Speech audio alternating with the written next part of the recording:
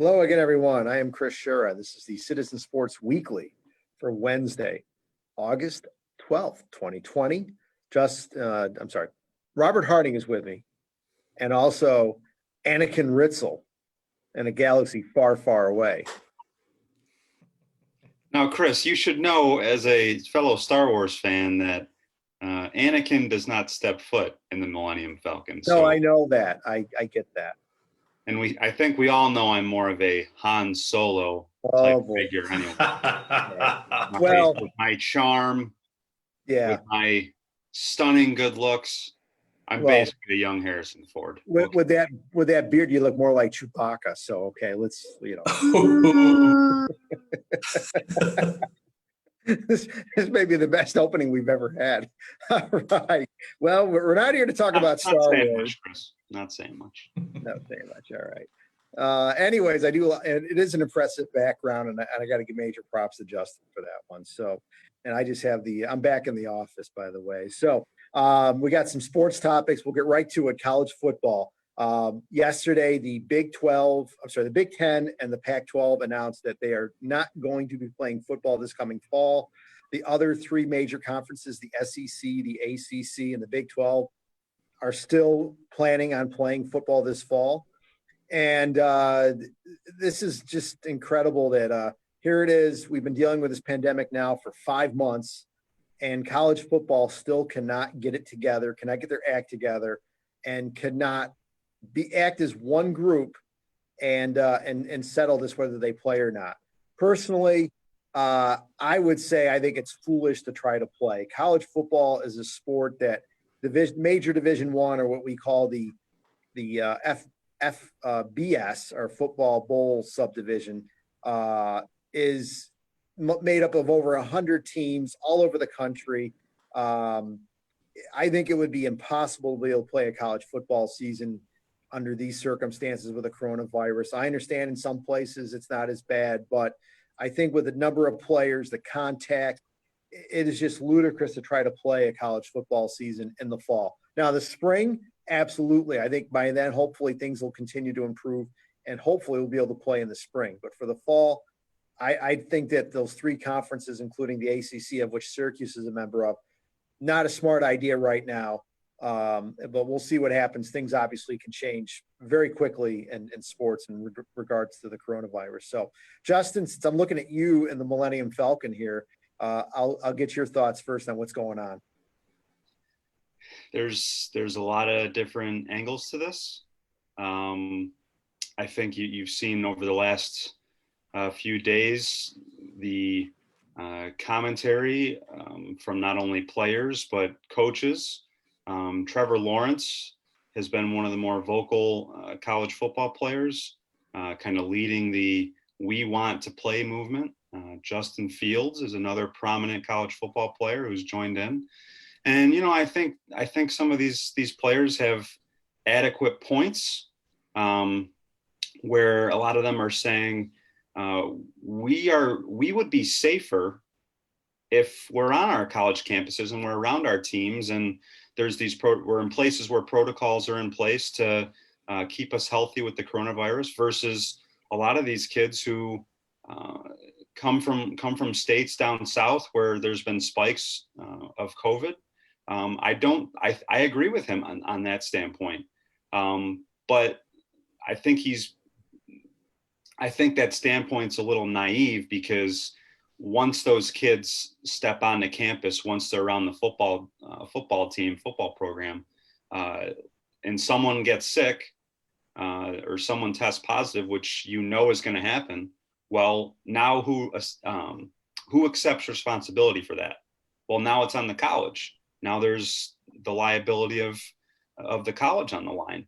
And then you go a little further and it's like, well, why can't the NCAA or why can't these conferences ask these players to sign a waiver, basically saying, if you get sick, you can't hold the college responsible?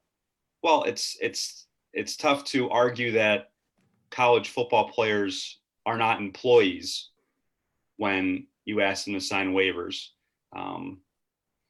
So there's that part of it. And then I look at it, obviously I'm not a huge college football fan, but I am a huge NFL fan. And I wonder how the absence or potential absence of a college football season will affect the NFL draft next year. You could be looking at a lot of these players who you're going on over a year without tape, without game film, a year without, scouts. They don't have that material to go study. The draft is already a huge crapshoot. And now you're not giving these teams as much information as they normally would. That makes it a lot tougher on these NFL teams to scout. So there's a lot of kind of ramifications behind these decisions. But at the end of the day, if these Power 5 conferences or if college football as a whole, if they decide they cannot do this in a safe enough fashion for these student athletes, then it's hard to knock them for making these decisions. Robert? Yeah, I agree with Ritz that there's a really few different layers to this. Obviously, if you're looking at it from the conference's perspective and the NCAA's perspective, they have to weigh the liability with revenue. And, even though there won't be fans in the stands in all likelihood, at least that's what was being talked about for a lot of these teams, that,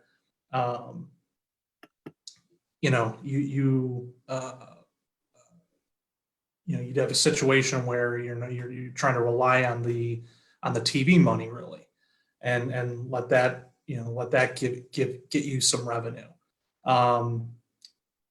That's one argument. Now the players making this case that we want to play, like Ritz was saying, they're saying that it would be safer for us if we do play. I think that there would be a lot of health experts and doctors that would dispute that, just because of the nature of football and the fact that you're with your teams when you're playing and when you're practicing, but what are these players doing in their own time?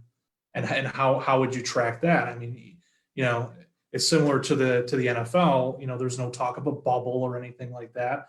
These players are going to be going to their campuses, or in all likelihood, staying home for remote classes. But if for some reason the campus that they go to does have in-person classes, that adds to their potential exposure. And then again, what are they doing in their free time, in terms of social activities? So, there's a lot of things there, I think, that need to be considered. With looking at this broadly about football specifically, we could talk about the NFL another day, but with college football, someone made a great point I saw yesterday, like how can you defend allowing football to be played when schools are canceling other student activities, whether it's concerts, whether it's different performances, whether it's clubs, whatever. Colleges aren't doing that. So we're supposed to just ignore that fact, and they're canceling it for health reasons to go on and play sports. Now, I think depending on the sport, let's say, tennis, golf, some of the ones that involve minimal contact or no contact with your opponent, those sports, I think, especially with golf, I mean, we've seen for a few months now that it can safely be played, no spectators, just the golfers. But, I think for a lot of these sports where there is contact, where there are larger numbers of players, college football teams are massive. So, how can you justify playing, having those games continue, having those sports continue when other student activities, shall we say, are being canceled, or postponed because people don't think it's safe. So I think that, I see these, being a politics reporter and being a sports fan, you see, kind of college football is, kind of getting into both of those realms for me. And, my problem with it and is that for a lot of people, they seem to be, and, this even extends to high school sports as well.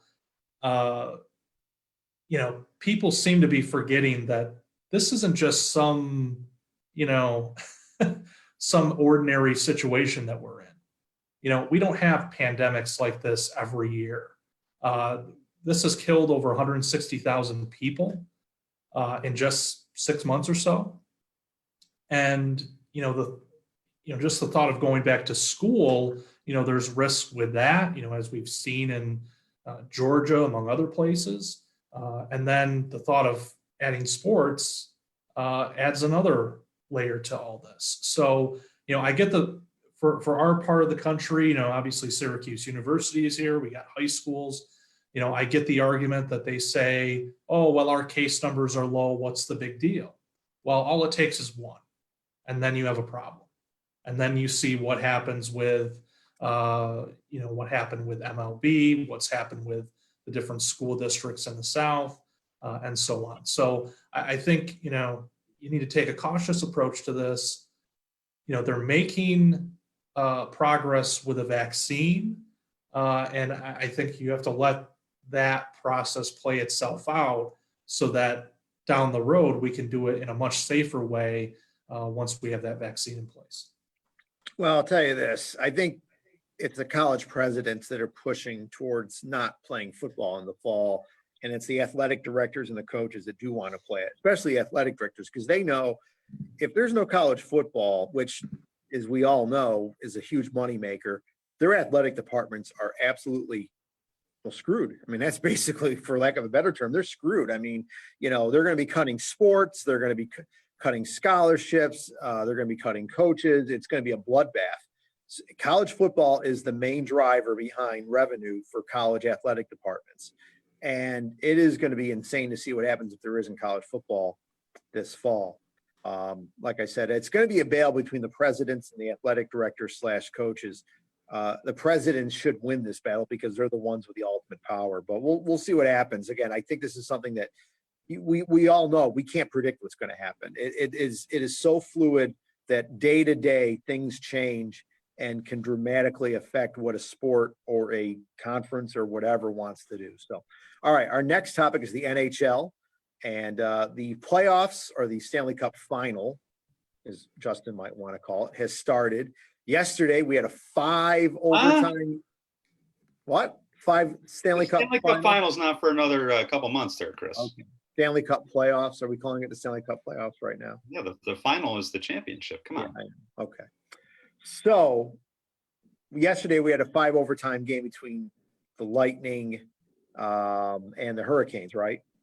No, not the Hurricanes. I'm sorry. Lightning and the Blue Jackets. I'm sorry. My bad. So, and that was pretty thrilling. I did turn it on, watched a little bit of it here at the office. Pretty thrilling game. I think, like I've said it before, even though I'm not a huge NHL fan, I do watch the playoffs, and that's one of the reasons why, because you get such great contest in the playoffs and everything. So the topic is recapping the qualifying round and round robin stage and previewing the first round. Biggest surprise of the qualifying round and what series to watch in the first round. So I will defer to our hockey experts. Justin, go ahead. Your thoughts on the biggest surprise and the series to watch. Well, Chris, you said you're not a big hockey fan, and I think that was on display by your. It took me a second to remember. It was a long day yesterday. Robert can tell you it was a long night last night. So, anyways. No, the Hurricanes did not play 5 overtimes yesterday. No, they played the Bruins this morning. They played a couple overtimes today.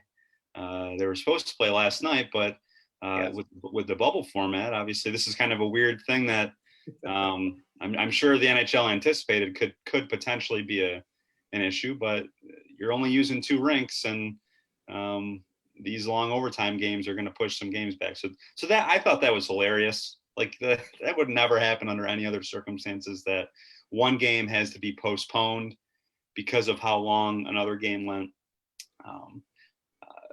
Before I get into commentary specifically on the last round and what's going on this round, So Mike Millberry, former NHL coach, I think, or former NHL player, former NHL GM. He's been one of the broadcasters for NBC for quite a while, whether it be in studio.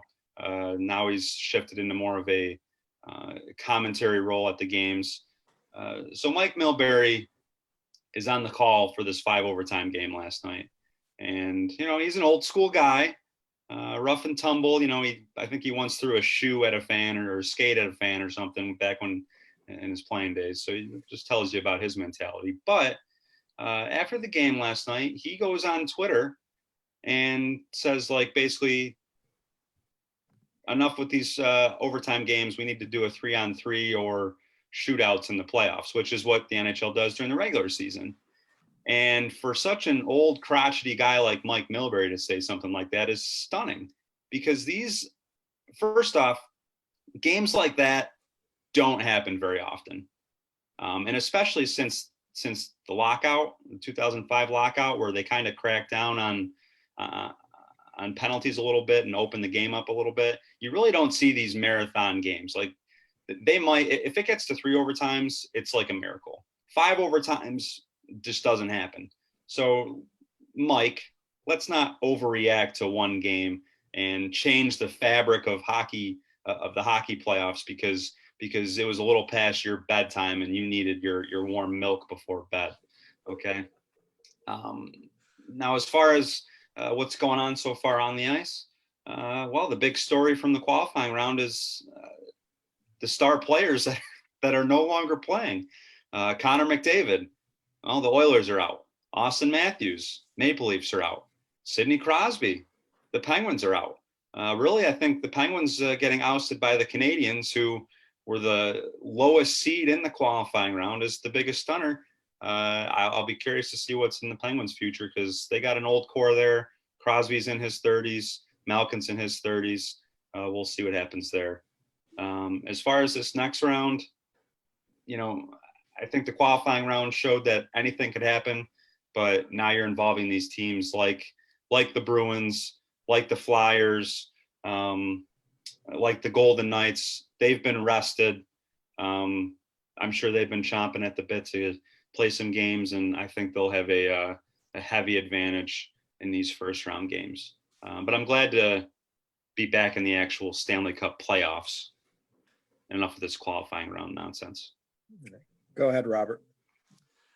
Yeah, the surprise to me in the first, or in the qualifying round rather, was the fact that the 2 host teams, crap out at this thing. I mean, Edmonton, and obviously there's no fans, so you can add that component to it. How much of a home ice advantage is it really? But still, it's their home rinks that are hosting this. And, the fact that Edmonton and Toronto falter, especially Edmonton, is really was really a surprise. To Justin's point about Millberry's comments, first of all, that game last night was getting so much attention. I saw it on social media. There was a lot of attention with it. People were changing the channel. If they weren't watching already, they were tuning in for that game.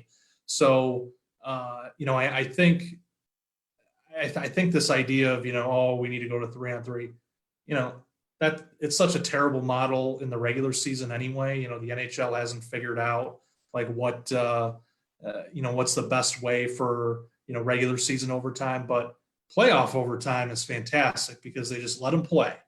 And, you play like it's, regular game, regular periods, and, first goal wins. And, that to me is, the essence of playoff hockey, that's how they settle ties in the playoffs, and it's the best way to do it. So, I think, Justin's right. It's a bit of an overreaction that, because of this one game that, rarely happens, that we need to totally overhaul the playoff overtime system. Now that we're into this, the series, for me, a couple of the series that I think are going to be worth watching after Chicago beat Edmonton, the Vegas Chicago series, I think will be interesting. A lot of experience on the Blackhawks team. Vegas obviously with the taking the number 1 seed, so that's pretty big.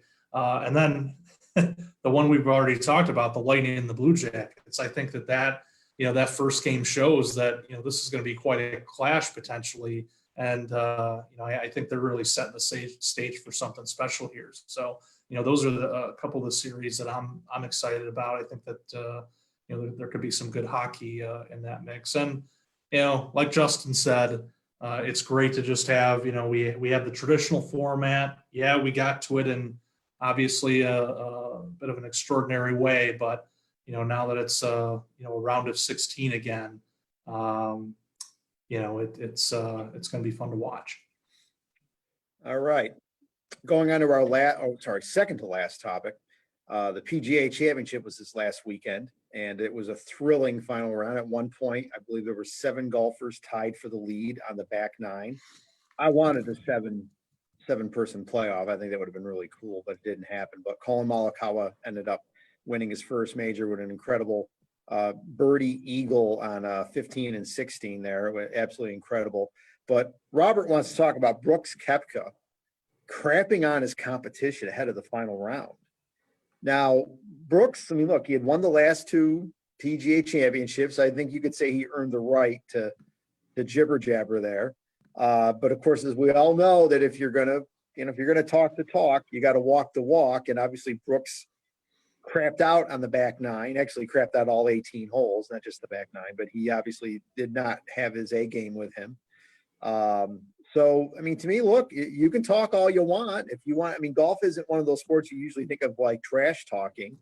It's supposed to be a genuinely sport where you report your own infractions and a gentleman type thing. But Brooks differed from that concept and went out and trashed the competition. And he's the one who looks like a fool the next day. So, hey, something? I give Brooks credit. He went out on a limb, and of course he sawed it off and fell, and that's what happens. But it was just a great championship round. Just thrilling golf drama. What we've missed, when we talked about, there's no sports going on. What we missed. This is what we missed. We missed drama. We missed final day competition where one bad shot could cost you a championship, a major championship. And it was as thrilling as a final round of a golf tournament that we've seen in a long time. A lot of fun. Enjoyed it completely. Robert, your thoughts? Yeah, don't want to take anything away from Kyle Morikawa here, since he did win it, and won it in incredible fashion. That back 9 at Harding Park is quite the challenge, because you have a par 5 on the 10th hole. So you start the turn with a par 5, a great scoring opportunity, and then it's tough sledding the rest of the way. The last 8 holes are, there's a bunch of par 4s and a par 3 in the mix on the 17th. And, the 16th is the hole where guys really went after it, because, it's about a 300-yard long, give or take, par 4. And Morikawa went for it, and all the credit to him. He made a tremendous shot, drove it onto the green, then made eagle. That's a signature moment right there. One of the all-time great shots, without a doubt. So, kudos to him for really taking charge when it looked like we were on pace for a 6 or 7 man playoff at one point. But yeah, Brooks Koepka. I have a lot of respect for this guy, because he does talk smack. He's been giving Bryson DeChambeau crap for a long time, and I love every minute of it. But my man, if you're going to talk the smack, you got to back it up on the golf course. You can't go out and shoot 74. What is that? Come on. Even Tiger's old brittle body went out there and shot a 67. And, Brooks Koepka's out there, talking about how, look at the leaderboard, DJ's won a major, and, maybe there's a couple others, but, look at me, I have the experience. Yeah, that experience didn't get you far on Sunday, I tell you that. Man, what a poop show. Look, this is what made Tiger great, is that he didn't have to talk. he went out and let his game do the talking. And, I think Brooks needs to, if you're going to do the talking, you got to back it up. If you can't back it up, then maybe you should save your trash talk for DeChambeau and his, big biceps. I thought it was, I think it really made him look really bad in the end, because all these guys who we said, basically were inexperienced and weren't going to contend, that they end up, they were the ones in the hunt, and Koepka was headed the other direction. So he almost shot almost as well as Tiger did in the tournament. So, again, don't want to take away anything from Morikawa. A tremendous back nine, a great way to win your first major. I think it was the second major he started. So, his future is pretty bright, just given the fact that he's won that. And I believe he won the Memorial Tournament not too long ago. Know why? Last week I was divided between him and Finau, and I went with Finau because Finau had the experience. What a bum this guy is. I should have picked Morikawa. But, Koepka, take a little break from the trash talk for a little while until you can win some tournaments. Justin. Well, Robert, the reason that Tiger always does his talking on the course, which he hasn't done a whole lot of talking in any case recently because he's won one major in like 10 years. But regardless, you ever listen to the guy talk to the media? He's a clown. So I prefer Tiger does less talking to begin with. As far as Koepka, listen, the guy's going to go home and he's going to kiss his 4 major trophies, and he doesn't have to apologize for anything. You know why? Because he called out Dustin Johnson and said he's had a couple choke jobs in the final round of several majors. And what happened?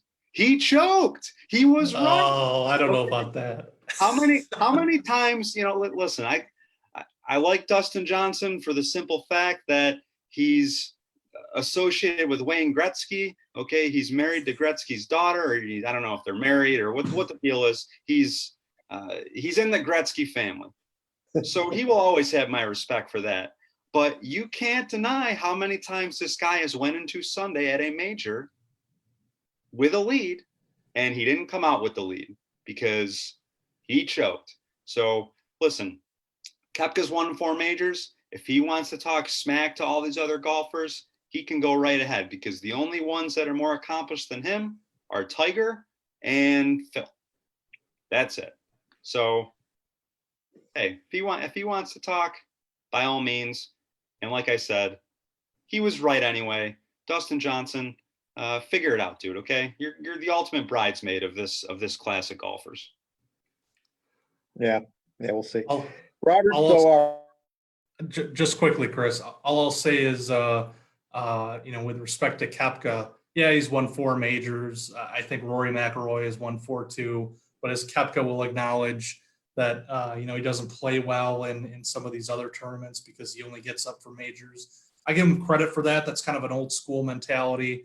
But still, some of these guys are, obviously take this, a little bit more seriously year round and don't just focus on the 4, which is the new way of golf. You got the FedEx Cup playoffs. You've got a lot of these bigger tournaments, obviously the Players Championship, among others, you look at a guy like Morikawa.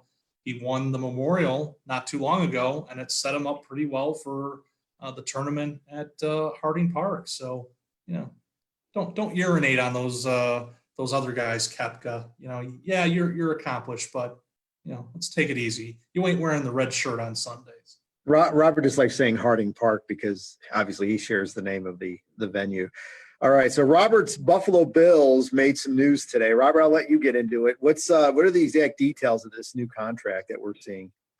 Sean McDermott, the Bills head coach since 2017, signed a 6-year extension. So he will be the Bills coach, barring any sort of firings or the Pagulas choking the franchise away through 2025. And your thoughts, Robert? I think it's I I think it's a great development for the Bills that, first of all, they found, a great head coach who is steady, who's really ushered the franchise through this, through that dark period of no playoffs, and has led them to 2 appearances in 3 years. Obviously, the next goal is you want to win playoff games and obviously win the Super Bowl. And I think that this extension is a reflection of that, he's turned the franchise around. They obviously made the playoffs last year and in his first year, which was more surprising. Last year, I thought that they had a pretty good shot, but in his first year, I think it's fair to say no one thought the Bills would be in the playoffs. And yeah, they had to have some help to get in, but they made it there. And and they had a winning record that year, and as well as last year. So, he's changed the culture. Obviously, the defense is one of the best units in the league, which is because of McDermott and his leadership. He's got a great core group of guys on all sides of the ball. And the franchise is going in the right direction. I think the next thing for Bills fans is going to be, Brandon Beane, making sure he's locked up. And these are the types of people that you want with your franchise, running the ship, because they work well together. They've assembled a great group of talent. Obviously they're being talked about as AFC East favorites for the first time in forever. So it's a well-deserved extension. And I looked this up before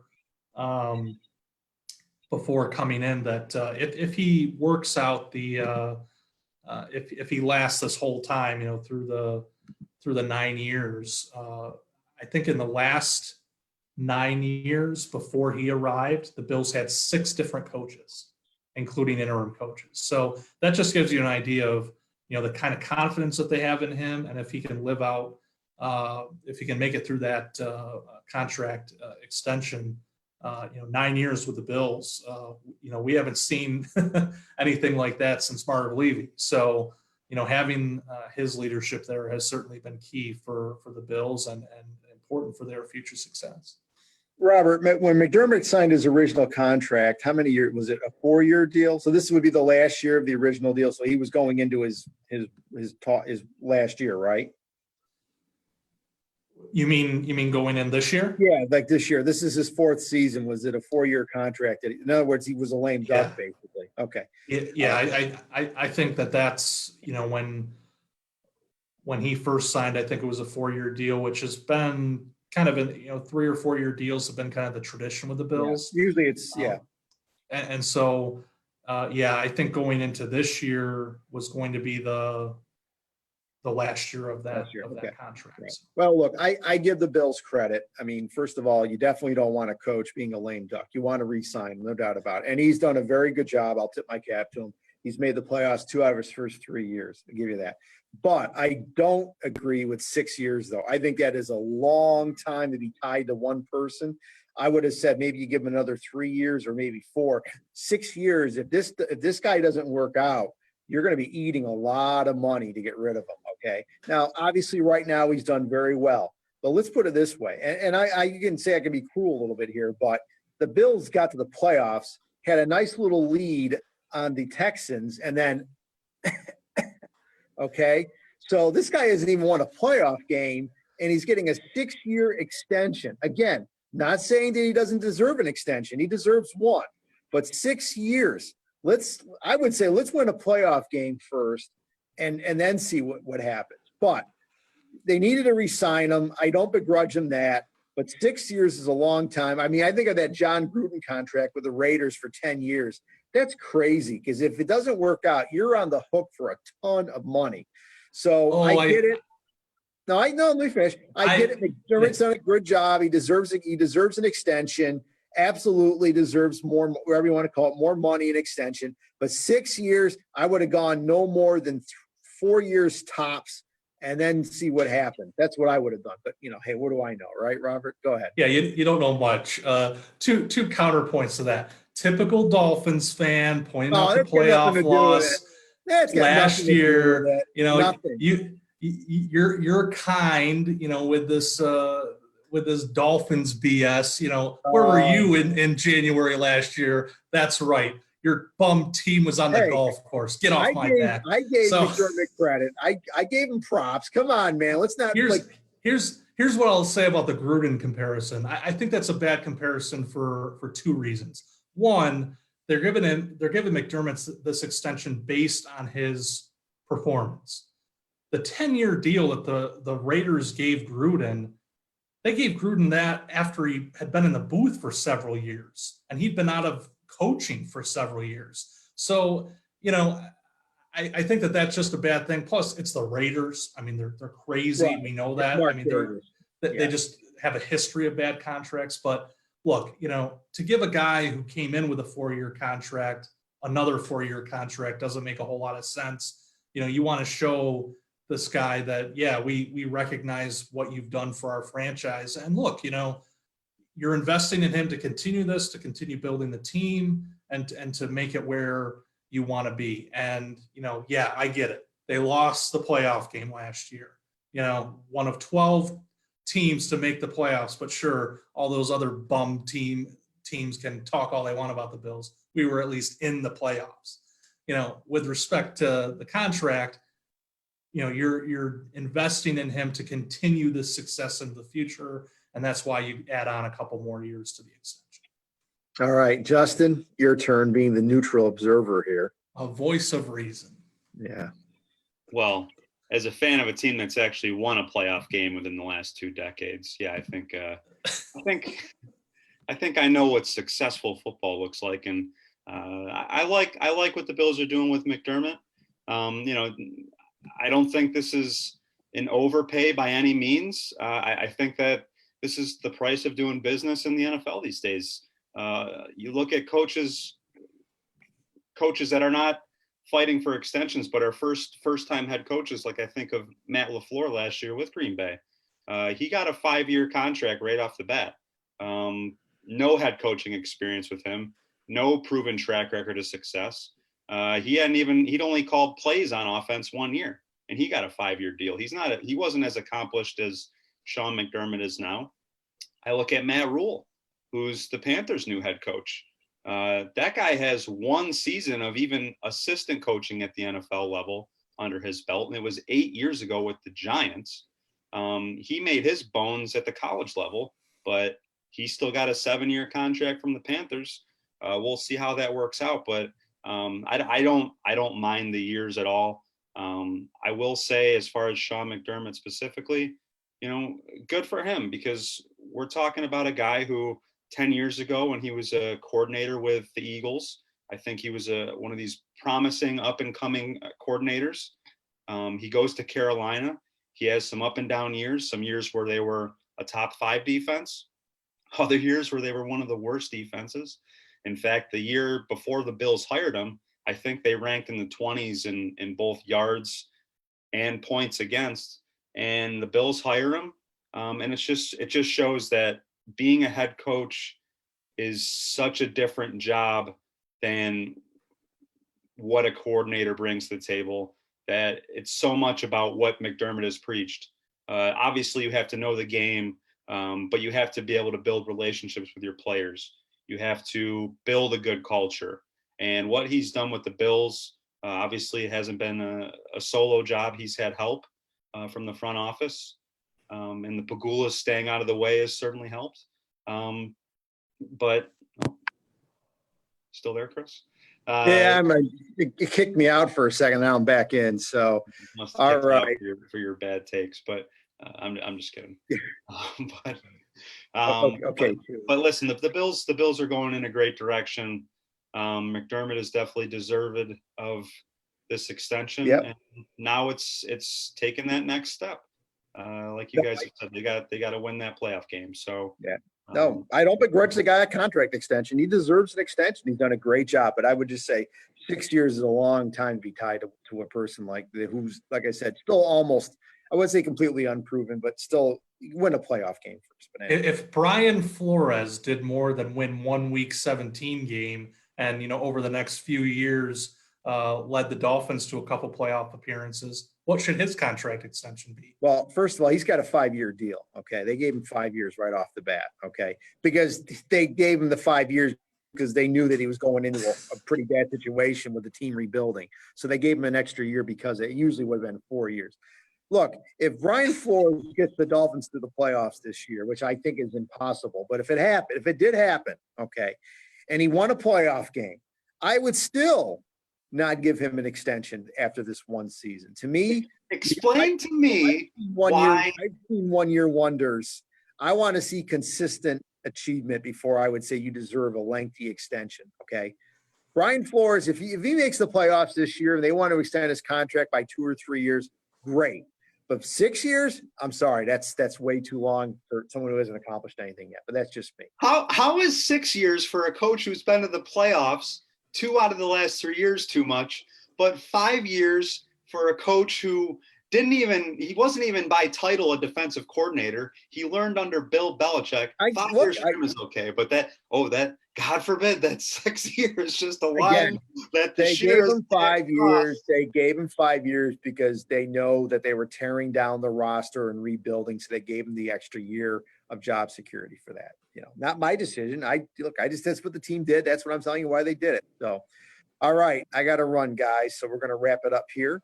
It's been fun. It's been fun being in a galaxy far, far away with Justin. And of course, looking at Robert's wall of fame. Always nice to see that. So, folks, thanks for joining us, and we'll see you next week.